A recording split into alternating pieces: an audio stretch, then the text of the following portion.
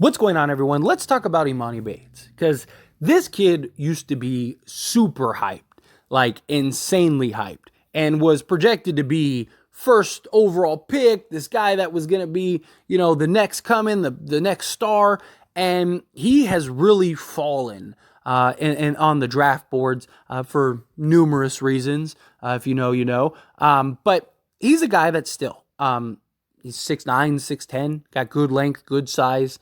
A guy that just finished a season in which he averaged 19 points per game, shot just under 80% from the free throw line. He did only shoot 40%, 40.5% from the field goal and 33% from three.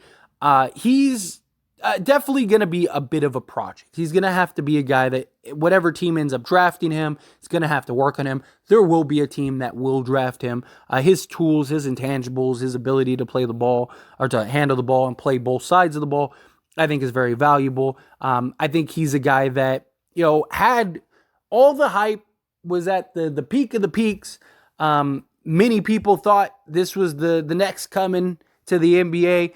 And it just hasn't been the trip that he had thought.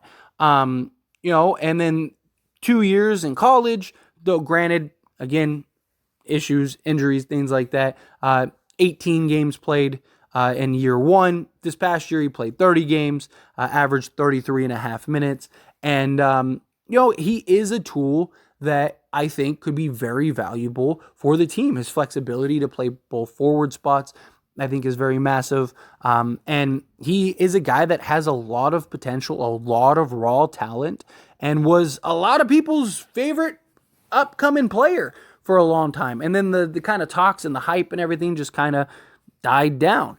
He is currently projected in like the late first round and even as high as like the mid second round, which is, again, a far cry from where many people thought he was going to be. It just shows how quickly things can change. But he's still only 19 years old. He's still a kid. He still has a world of upside. And the question is, do the Lakers take a look at him? There are talks about, the Lakers maybe potentially drafting him at 17. If I'm being honest, I'm not really sold on that. If he falls to the second round, I wouldn't mind the Lakers maybe trading up for him, right? So you do the 17th pick, you pick whoever you get.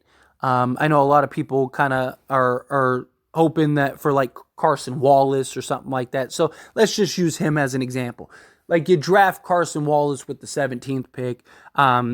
Say you get to the second round and Bates is still on the board. Do you take that 47th pick and maybe a little cash and go buy, an early second round pick if he's there? Do you try to go and maybe buy him to bring him in? I think it's definitely an option. He might not even be there at that point. I'm sure there's a team that'll take a flyer on him and take a chance on him. Again, he's got good size, good length, was highly touted and just a prospect that many people thought was a surefire, like this guy is going to be something. So that's something that could maybe still develop. That would be kind of interesting. He's a guy that is, transferred and decommitted from Michigan State. He's got quite a a resume when it comes to basketball so far this year, or in the past previous years. But I like the idea of bringing him in as a high reward type player, right? If he develops and evolves into the guy that many people think he will, then I think that would be massive, right? I think that would be something that would be very beneficial to the Lakers. He's a guy that has all the tools, all the intangibles, all the skill set and athleticism and ability and quickness and all of those things that flash like, okay, this guy could be a real player. And so if the Lakers can get him, again, I'm not really sold on him at 17. I'm just not. I wouldn't hate it. If the Lakers draft, look, I say it all the time and I'll say it in probably every one of these draft videos. If the Lakers draft whoever they draft, even if it's somebody I'm like, what? Like, I fully trust the Lakers draft and scouting department. Like, undoubtedly. Like, I will blindly follow them into wherever they go because they have done and proven year after year they know what they're doing. They get some real, like, just gems that you never see coming. And so if the Lakers were to draft him at 17, I fully support it. I fully believe in it. I just personally think that there are other guys that are higher on the list, other wings that are higher on the list that I would rather see the Lakers maybe take a look at or potentially draft.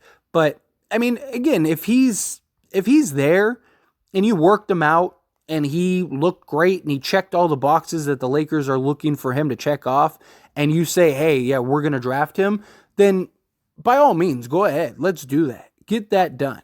But I look at guys like, like even like Leonard Miller, who he's same thing, got the same size, same length, same height, same everything.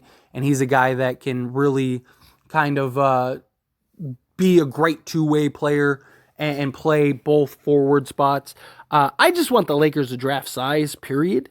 Right? Like, I do. I would love to see the Lakers draft a two-way wing, and hopefully that could be the guy for the future at some point. Although, I mean, you could make an argument going center or guard route. The problem is the center position isn't like super deep, and it's not something that like it'd be more of a development thing where I think the Lakers could kind of use a center now. So do the Lakers go like the combo guard route?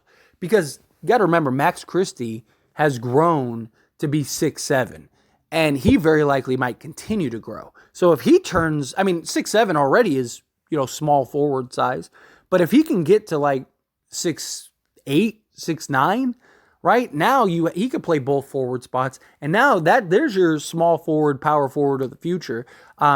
And you still have Rui Hachimura, you still have Jared Vanderbilt. So Lakers could be looking at it as like, hey, let's go get, a combo guard or something like that.